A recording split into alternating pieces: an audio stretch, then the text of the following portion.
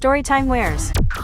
This happened about a week ago, and I'm still pretty shaken up. I 13 female take the bus to and from school. My bus stop is probably 3 blocks from my house, but it's easier if I just cut through my neighbors' yards. No one knows I do this except for a couple of my friends, my parents, and my neighbors of course. Honestly, that's what makes this whole thing so terrifying. The person that did this to me is most likely someone I love, or worse. I have a feeling I know who it was, but I guess I don't want to believe it. The day this all happened, I was supposed to hang out with my best friend Mila. I asked my parents, she asked hers, and everything was a go. It wasn't until right before dismissal that Mila told me she couldn't come over. I was super confused, because we had planned to hang out almost a week before, and she didn't really tell me why. She just said that her dad texted her and said she needed to come straight home. It kind of sounded like an emergency, so even though I was annoyed, I didn't make a big deal out of it. I got on the bus and tried to get over it. While I was sitting there, I couldn't let go of the feeling that something was wrong. I kept telling myself I was just worried about Mila, but I knew that wasn't it. The feeling got even stronger the closer I got to my stop. Then when it was finally time for me to get off the bus, I didn't want to. I had this completely unnecessary fear of getting off at my stop. I asked the bus driver if I could call my mom before I got off, and she said it was fine. Usually my mom makes sure she isn't busy when it's around the time I get home, but since she thought I'd be with Mila, my phone call went straight to voicemail. I was out of options, so even though I felt like I was making the biggest mistake of my life, I got off the bus. I wanted to get home as fast as I could, so I took the shortcut through my neighbor's yard. I never realized how many places there were for people to hide. I did my best to avoid those areas, and I did. But once I could see my house, I completely let my guard down. I remember walking up to the edge of my neighbor's fence and thinking, that's where they're hiding. Whoever is waiting to jump out and grab me, that's where they are. I literally laughed out loud because I thought I was just being paranoid. The thing is, I refused to turn around and look back at the fence to see if someone was hiding there. It was almost like I believed if I didn't see them, then they couldn't see me. I should have looked, because now I don't think I'll ever know. I was a couple steps from my yard when I heard the footsteps behind me, and I knew they were moving way too fast to be friendly. I tried to decide if I should run or turn around, and that's all the person behind me needed. Before I knew it, I couldn't breathe, and my feet weren't touching the ground anymore. Struggling seemed pointless, and I started to accept what was happening. I felt something pop, and my feet were on the ground again. This time I didn't think about it. I just ran. I didn't turn around until I got inside my house and closed the door behind me, but there was no one there. I knew I wasn't crazy because I could see the beads from my necklace at the edge of my backyard, and there was the smell. I didn't know exactly what it was, but I knew what it reminded me of. Cologne, the one that Mila's dad wears.